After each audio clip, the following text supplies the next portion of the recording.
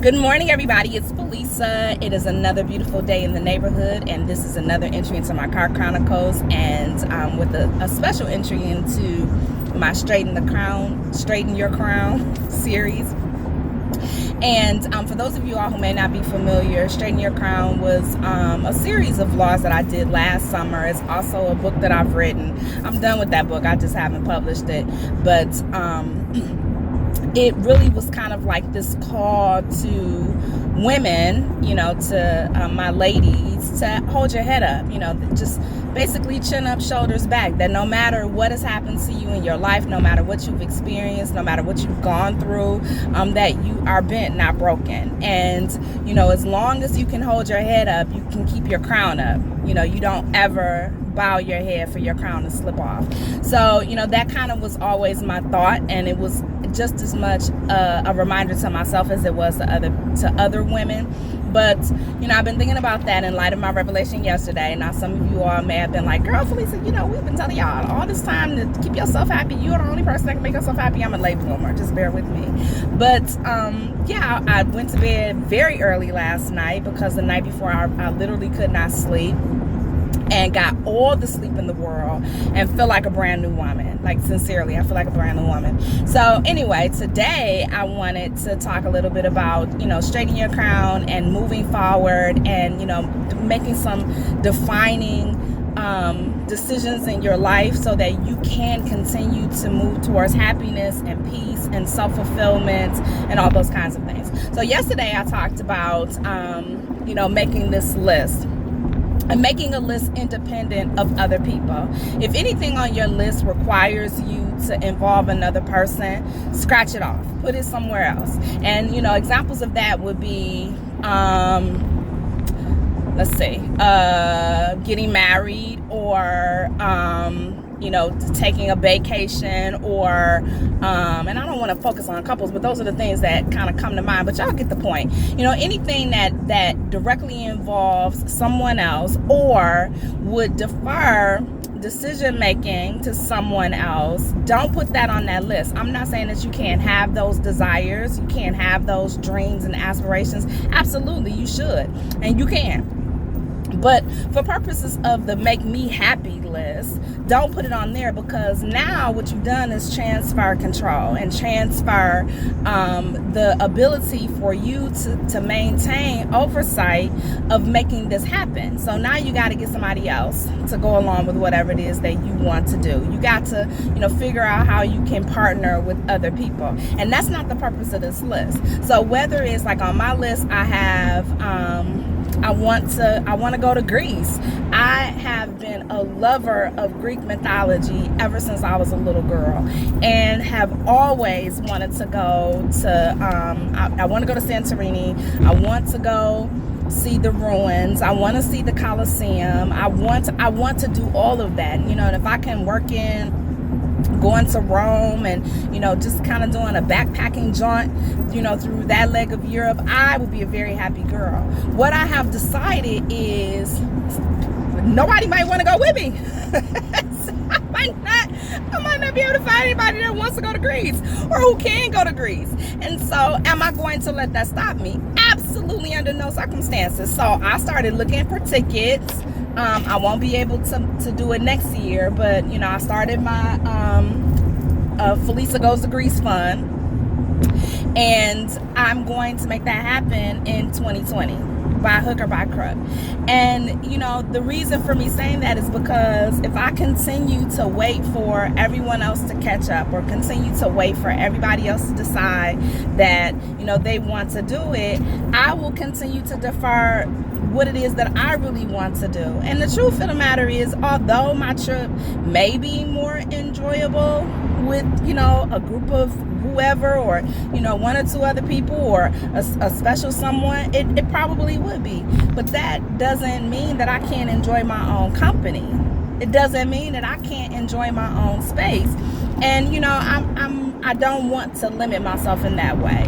So if other people figure out that I'm going and want to come with me, then I'm all for it. But otherwise, I'll just figure out, when I can go and, go and spend, sorry about that bump, go and spend, a few days over there and live my dream of going to Grace.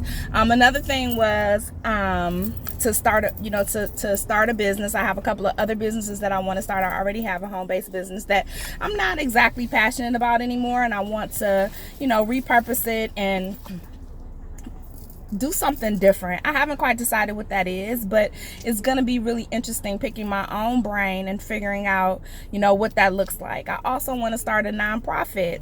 And, of course, I'm going to have to partner with different people at some point, but the initial ball rolling is all on me. And all of these things are part of defining and fulfilling purpose. I also want to start a podcast, and I'm hoping that, many of you who love my vlogs, or, maybe you don't love them, but you at least like them and support them.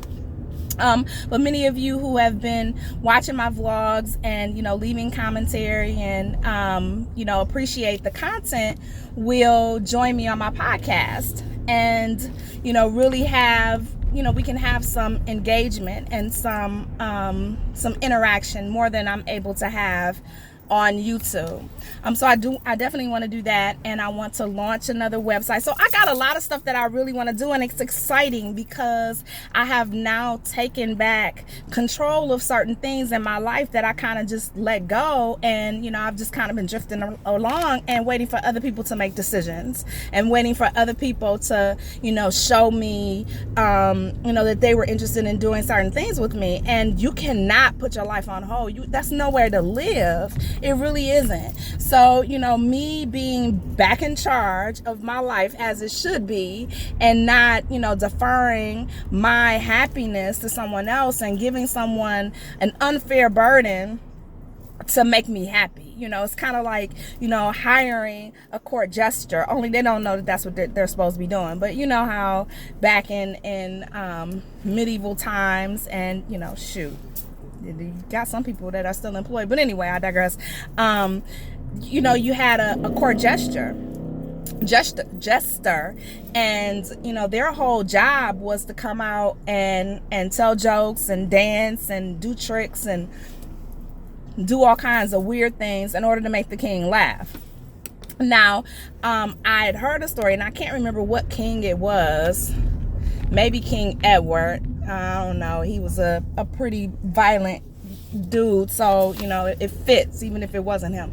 But one particular king was prone to depression, and I don't think that they identified it like that back then. They probably called it something like melancholy, or the blues. Maybe they didn't call it the blues, but something along those lines that was less definitive than depression. And so he had all these court jesters that were employed, and they would come out and do their thing, and if he didn't laugh, he would kill him. Talk about pressure. Talk about, really like, dang, you about to die just because, you weren't able to keep somebody happy. I don't want people in my life to feel that way. I don't want people to feel like, if they aren't able to sustain my happiness or make me laugh or, make me feel some emotion other than sadness, then they somehow are not worthy and not destined to be in my life. Like, I think that that's just so, first of all, it's unfair. It's egregiously unfair to the people in your life because they didn't sign on for that. People have their own things, they have their own interests, they have their own stuff going on, and the last thing that they need to do is to be saddled and burdened with, all of the stuff that you have going on and feel like being with you is another job. Like, I don't want to be a job for somebody. I want to be, someone that, that people enjoy being around, and that, if you're in my life because you love me and you want to, participate, and, you do things for me because it makes me happy, yes, but because I'm grateful, and I don't expect that. if that makes sense. Like, I don't want it to be an expectation. You know, I have certain things, of course, that I expect from my friends and family and things to do by way of treating me. But I don't want people to feel like, oh, you know, if I don't do this, Fee's gonna feel this way or whatever. Like, that's just too much. That's just too much. And so, you know, in order to alleviate those that I love of that stress and burden, I need to take on the responsibility of defining and shaping my own life. Right. So I just wanted to drop that off and, you know, let y'all unpack that and think about that. And, you know, I'll be back later on this week to talk about some more light bulb moments and straighten your crown and all that kind of stuff. But today, y'all have a wonderful Tuesday. And, you know, keep pressing, keep pushing. You know, we'll eventually get there. Some days will be better than others, of course. But, you know, the trick is to continue to appreciate each day and do what you can. And strive to be better tomorrow. Okay? Love y'all. Bye.